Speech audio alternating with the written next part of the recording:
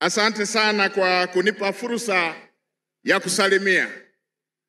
Mheshimiwa Mwenyekiti, Watanzania watakwenda kukupigia kura tarehe 29. Na watakupigia kura kwa sababu katika miaka 4-5 uliokuwa madarakani umeshughulika kikamilifu na matatizo yao. Mheshimiwa Mwenyekiti, umekuwa si tu kiongozi anayeguswa na matatizo, bali ni kiongozi anayeguswa na matatizo ya Tanzania na kuyatafutia suluhisho. Mheshimiwa Mwenyekiti, ulipoingia madarakani kulikuwepo na manunguniko mengi sana kuhusu mrundiko wa kodi. Kulikuwepo na malalamiko mengi kuhusu kubambikwa watu kodi wasizostahili. Kulikuwepo na malalamiko mengi kuhusu mahusiano mabaya katika ukadiriaji wa kodi. Mheshimiwa Mwenyekiti, ulipoingia tu madarakani umefuta zaidi ya kodi na tozo 250 ili kuwapa nafuu wa Tanzania katika shughuli zao wanazofanya.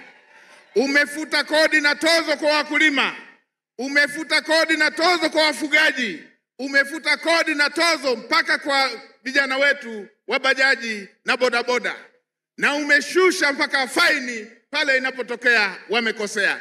Wewe ni kiongozi unayejali ustawi wa Watanzania, na wao wataenda kukuchagua kwa sababu unajali ustawi wa Watanzania. Mheshimiwa Mwenyekiti, si tu kodi na tozo ulizofuta, bali mpaka madeni. Mheshimiwa Mwenyekiti, viongozi wetu wa dini wako hapa watashuhudia, walikuwa wana marundikano ya madeni kwenye taasisi zao. Mheshimiwa Mwenyekiti, ulinielekeza nikutane nao. Baada ya hapo ulifuta madeni, lakini pia ukatoa misamaha kwenye shughuli wanazofanya zinazosaidia ustawi wa Watanzania, na ukazipa taasisi hizo hadhi ya kuwa taasisi zisizofanya biashara. Hii yote inakuonesha jinsi ulivyo kiongozi mpenda wa Tanzania, usiyebagua dini, usiyebagua rangi, lakini pia usiyebagua ukanda. Mheshimiwa Mwenyekiti, si hilo tu. Mheshimiwa Mwenyekiti, wakati unaingia madarakani kulikuwepo na mrundikano wa madeni ya watoa huduma, Watanzania wanyonge, watoa huduma, makandarasi, wengine wakiwa na mikopo kwenye mabenki, wengine wakiwa wanadaiwa na TRA. Mheshimiwa Mwenyekiti, ulielekeza madeni yote ya wakandarasi na watoa huduma yalipwe na yasizalishwe madeni mengine. Kazi hiyo imefanyika. Wakati unaingia madarakani kulikuwepo na madeni ya watoa huduma ndani ya nchi takriban trilioni 8, lakini uliendelea kulipa, yakiwepo mateso waliokuwa wanapata wazee wetu wastaafu. Mheshimiwa Mwenyekiti, ukatoa trilioni 2 kulipa wazee wetu wale ambao walikuwa wanapata shida hiyo. Ukatoa zaidi ya trilioni 4 kuwalipa watoa huduma.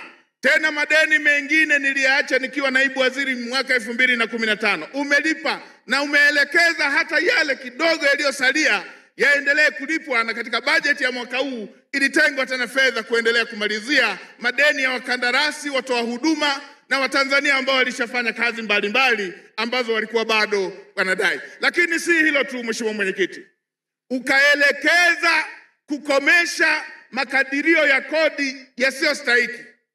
TRA imefanya kazi hiyo, lakini pamoja na kukomesha makadirio yasiyostahiki, Mheshimiwa Mwenyekiti, ulielekeza mahusiano bora katika makusanyo ya kodi. Mamlaka ya mapato imeanzisha dawati kila mkoa kwa ajili ya kusaidia biashara ziweze kukua.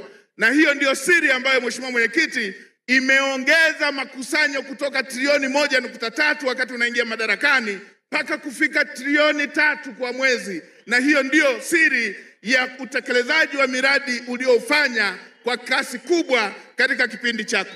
Mheshimiwa Mwenyekiti, wananchi wetu walikuwa wanateseka, wanadaiwa michango ya kujenga shule, ya kujenga zahanati, lakini si hilo tu, walikuwa wanadaiwa fedha kwa ajili ya gharama za maisha. Ulipoingia madarakani, kwa jinsi unavyowahurumia Watanzania, yalivyokuja matatizo ya kupanda bei za mafuta, Mheshimiwa Mwenyekiti, ulielekeza bilioni 100 kila mwezi iende kwenye mafuta ili watu wanaotumia vyombo vya moto, watu wanaozalisha wasipate gharama za uzalishaji na kupanda kwa gharama za maisha. Hiyo yote unaonesha ni namna gani unavyojali maisha ya Watanzania na hasa Mtanzania wa kawaida. Mheshimiwa Mwenyekiti, umetekeleza miradi mingi, na wakati unatekeleza miradi mingi haukusitisha shughuli zingine.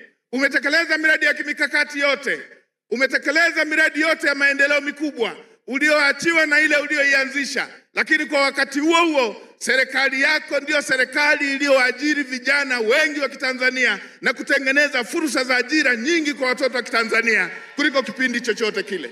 Mheshimiwa Mwenyekiti, nitoe rai kwa Watanzania hawa, wakiona mtu yeyote anampinga kiongozi ambaye amejali maisha ya Watanzania kwa kiwango hicho, watambue kwamba mtu huyo hakulengi wewe, anailenga Tanzania.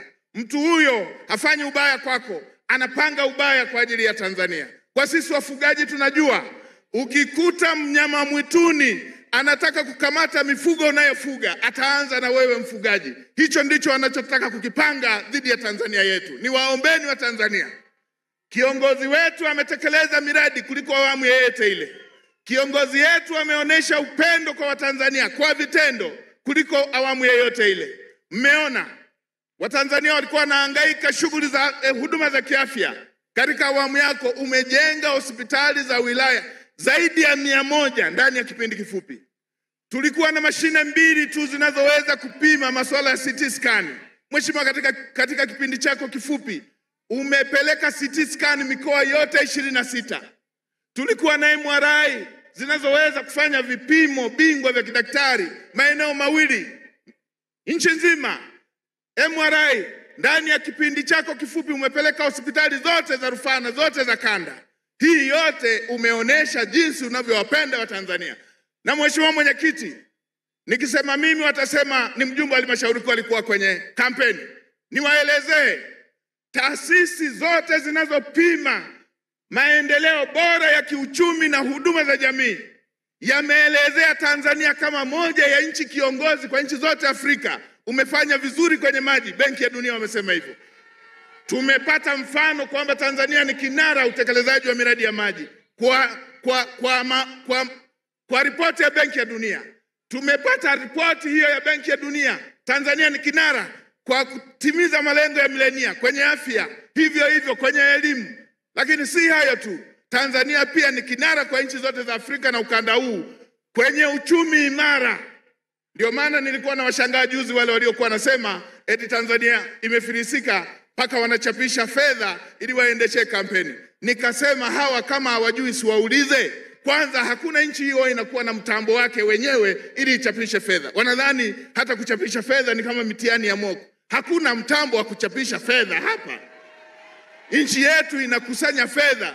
Kama unakusanya trilioni 3 unachapishaje fedha? Kama unaweza ukalipia elimu bure, na Mheshimiwa Mwenyekiti uliongeza kidato cha 5, ukaongeza cha 6, ukaongeza na vyuo vya kati, ukaongeza na bumu kwa wanafunzi ili wasipate shida. Wewe ni kiongozi unayojali ustawi wa Watanzania. Tunakuombea na sisi tutasimama bega kwa bega kuweza kuhakikisha kwamba haya mazuri ambayo umeyafanya unaendelea nayo ili uweze kuifikisha Tanzania hatua ya juu zaidi. Asante sana kwa kunipa nafasi na Mungu akubariki. Ichiza Chilindi Ichiza.